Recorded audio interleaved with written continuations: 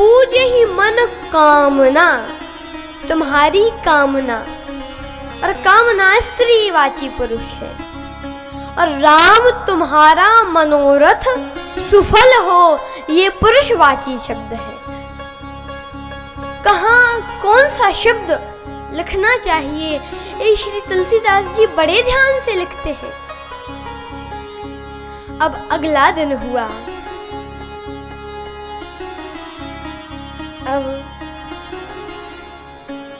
शतानंद जी विश्वामित्र जी के पास आए, कहा कि अब आप सीता जी के स्वयंवर में चलिए। तो गुरुदेव राम जी और लक्ष्मण जी को बुलाकर कहते हैं कि सेय स्वयंवर देखिया जाई, सेय स्वयंवर देखिया जाई, सेय स्वयंवर ईश काहि धोम देय बड़ाई, सिय स्वयंवर देखिया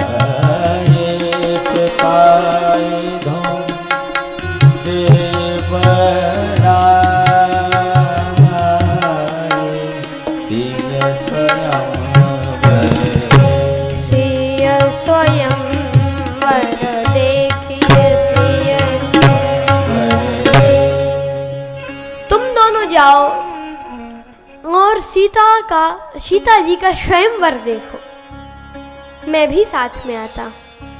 अच्छा देखिए, पुष्प वाटिका प्रसंग से पहले तुलसीदास जी ने सीय स्वयंवर शब्द का प्रयोग किया ही नहीं। आए देखन चाप मख, धनुष यज्ञ सुनि रघुकुल नाथा, जहां धनु मख हित भूमि बनाई, पर स्वयंवर शब्द का प्रयोग नहीं किया, क्योंकि स्वयंवर मतलब होता है जहां पर कन्या स्वयंवर का वर्ण करे। पर ये कोई स्वयंवर थोड़ी कि जो भी धनुष को तोड़ेगा वो त्रिभुवन जय समेत वैदेही विनय विचार करे हरते।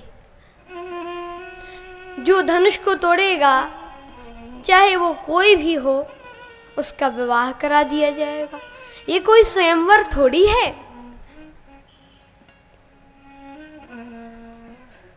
पुष्प वाटिका प्रसंग में श्री राम जी और सीता जी मिले और दोनों ने एक दूसरे का वर्ण कर लिया। श्री सीता जी ने लोचन मग रामहि उर आनी, दीने कपट खरपास सयानी। श्री सीता जी ने अपने नेत्रों के मार्ग से राम जी को हृदय में बिठा लिया और फिर नेत्र बंद कर लिए ताकि फिर निकल ना पाए राम जी। और राम जी ने क्या किया, परम प्रेममय मृदु मशिकीनी, चारु चित्त भीति लिख लीनी। परम प्रेम रूपी स्याही अपने हृदय रूपी स्लेट में सीता जी का चित्र बना लिया। तो श्री सीता जी ने जब राम जी का वर्ण कर लिया और राम जी ने जब सीता जी का वर्ण कर लिया, तो फिर बाबा लिखते हैं कि सीय स्वयंवर देखिए। सीय स्वयंवर का शब्द का प्रयोग किया।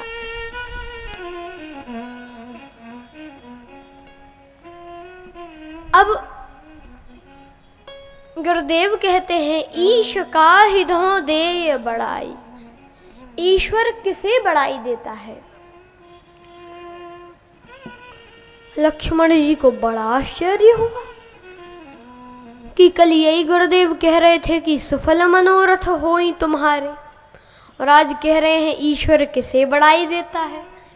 तो लक्ष्मण जी ने गुरुदेव को याद दिलाया और कहा, लखन कहा जिस भाजन सोई, लखन कहा जिस भाजन सोई, नाथ कृपा तब जा पर होई। जिस पर आपकी कृपा होगी वही यश का भाजन बनेगा। हर्षे मुनि सब बर सुनी बानी,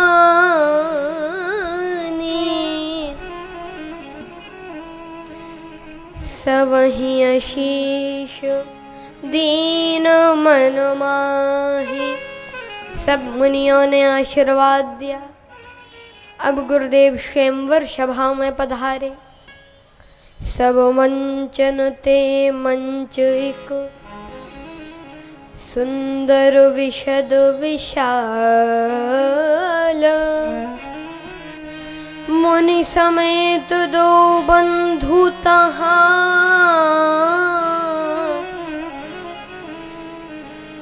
बैठा रे महिपाल।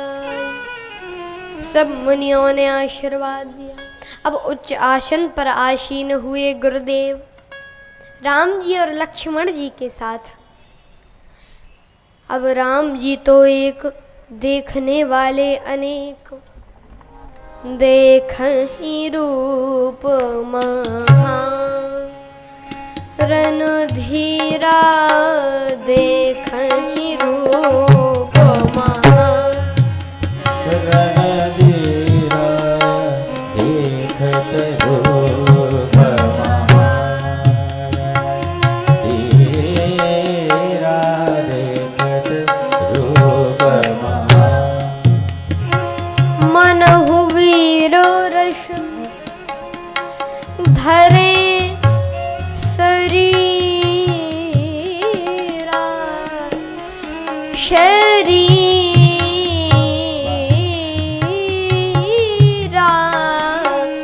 देखहि रूप महान। मनहु वीर रस धरय शरीरा देखत रूप महान।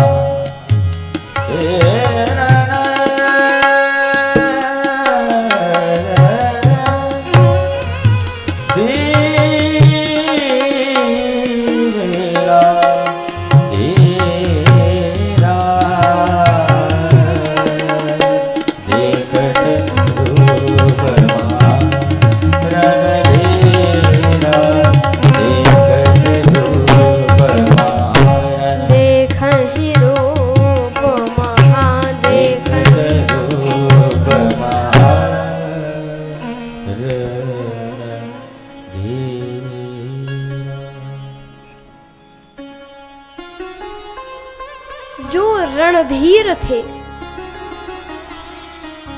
ऐसे बलवान राजाओं को भगवान ऐसे दिखे जैसे स्वयं वीर रस विराजमान हो। अच्छा, योगियों ने कैसे देखा? कहा, योगिन परम तत्वमय भाषा, शांत सहज सम शुद्ध प्रकाशा।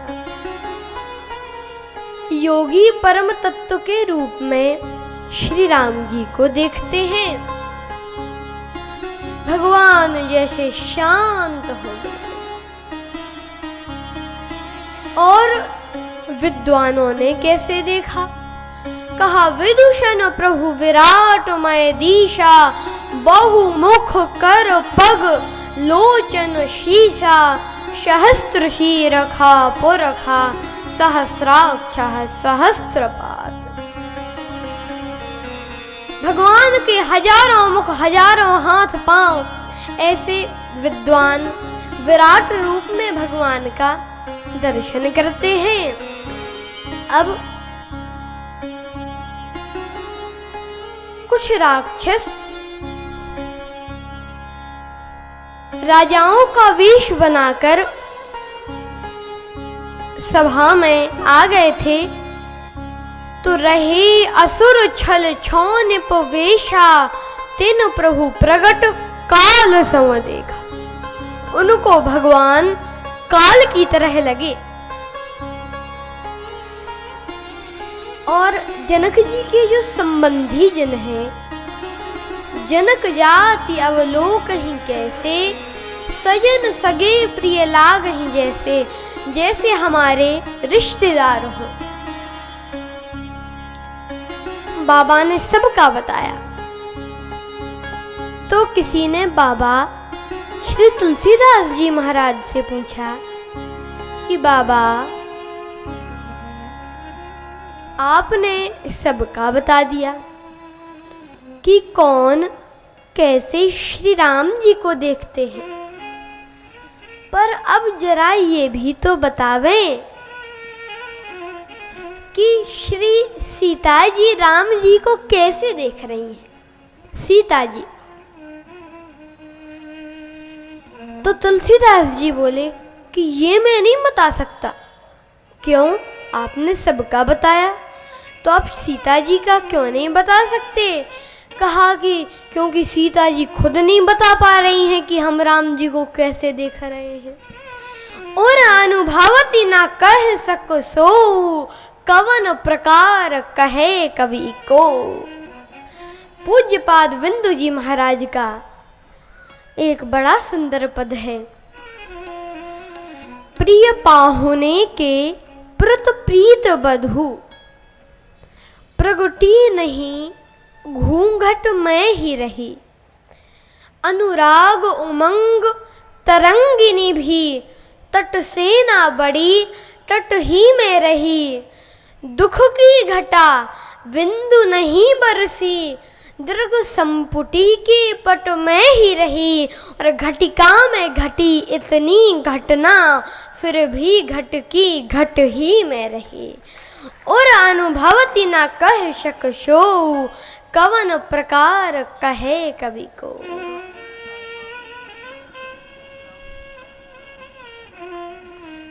अब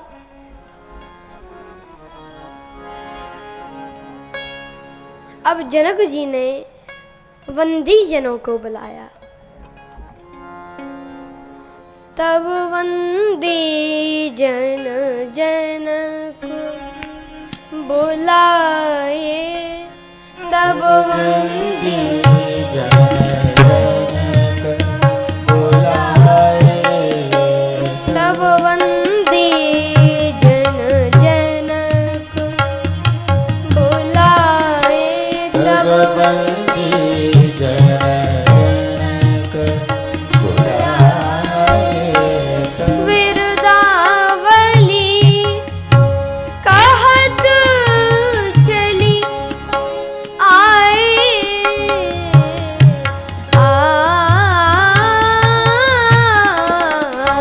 तब वंदी जन जनक बुलाए, तब वंदी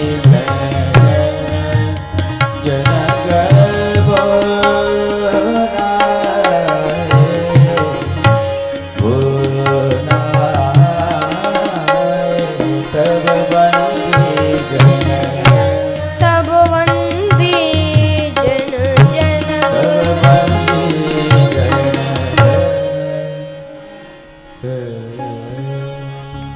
वंदी जनों को जनक जी ने बुलाया और कहा कि हमारी प्रतिज्ञा तुम लोग सभी राजाओं को सुनाओ। तो वंदी जन आ तो रहे हैं, महाराज विदेह राज की प्रतिज्ञा सुना तो रहे हैं, पर मन ही मन सोच रहे हैं कि विवाह श्री सीताराम जी का ही हो जाए। एक सखी बोली कि मैंने तो कल ही कह दिया था कि धनुष ही तोड़ेंगे, क्योंकि तोरे गो धनुष जाने आज फूल तोरे हैं। जिसने आज पुष्पों का चयन किया है वही धनुष तोड़ेगा।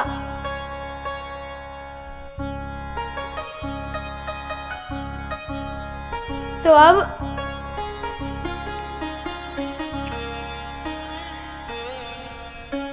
बंदीजन सोच रहे हैं कि होना तो यही चाहिए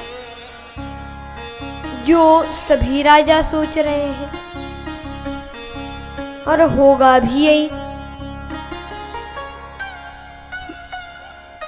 होना तो यही चाहिए जो सभी लोग सोच रहे हैं, और होगा भी यही। क्योंकि हम क्या करेंगे, एक काम करेंगे कि कुछ कह देंगे, पर हमसे तो कहा गया है कि प्रतिज्ञा सुनाना है। कोई बात नहीं, सुनाते हैं। अब देखिए, ये बंदीजन बड़े चतुर हैं, चतुराई से बात करते हैं। बंदीजन कहते हैं कि सुनो सुनो सुनो, हम महाराज विदेह राज की प्रतिज्ञा सबको सुना रहे हैं। ये जो सामने शिव धनुष रखा है, इस धनुष के पास कोई मत जाना। अब जनक जी चौंके कि ऐसा मैंने कब कहा कि कोई मत जाना। जनक जी ने देखा, अरे महाराज, हाथ जोड़ के बोले, आपकी ही बात कह रहे हैं, थोड़े ढंग दूसरा है। अच्छा, तो क्या ढंग है? अरे महाराज, ध्यान पूर्वक सुनिए। अच्छा, सुना। सुनो सुनो सुनो, इस धनुष के पास बिल्कुल मत जाना। अब राजाओं में भी उत्तेजना हुई, भाव टेढ़ी हुई। एक राजा बोला कि अगर हम धनुष के पास आए हैं तो क्यों ना जाएं? अगर हम यहाँ पर आए हैं तो क्यों ना जाएं? और ना जाएं तो आई क्यों है? बंदीजनों ने कहा, सुनो, राहु जब चंद्रमा के पास आता है तो चंद्र ग्रहण होता है, और किसी दिन चंद्रमा ही सोचे कि चलो हम ही राहु के पास चलते हैं, तो चंद्रमा का पता लगेगा? नहीं लगेगा। तो नृप भुजबल विधु शिव धनु राहु। राजाओं, तुम्हारी भुजा का बल चंद्रमा के समान है, और ये धनुष राहु है। अब जाना है तो जाओ। कह भी दिया और सावधान भी कर दिया। राजा बोले, तुम एक भुजा की बात करते हो, हमारी दो दो भुजाएं हैं। बंदीजन बोले कि यहाँ 20-20 हजार भुजाओं वाले चले गए। रावण बाण महाभट भारे, देखी शरासन गवही सिधारे, और सुई पुरारी कहाँ दंड कठोरा, राज समाज आज जोई तोरा। जो इस धनुष का खंडन करेगा वही त्रिभुवन जय समेत वैदेही, विनय विचार बरय हटते। और ऐसे घुमावदार ढंग से कहा, तो जिनके कछु विचार मन माही, चाब समीप महीप न जाही। विचारवान राजा तो धनुष के पास गए ही नहीं। और आप लोगों को बताऊं मैं कि कभी कभी बात बनाने से, बहाने बनाने से काम बन भी जाता है, और कभी कभी नहीं भी बनता है। चलो दोनों चीजें से समझो। एक आदमी के घर एक मेहमान आया, तो अब वो रुका, बड़ा स्वागत सत्कार किया उसने जिसके यहाँ आया था। अब 4-5 दिन हो गए, वो जाने का नाम ही ना ले, वहीं पे रुका रहे।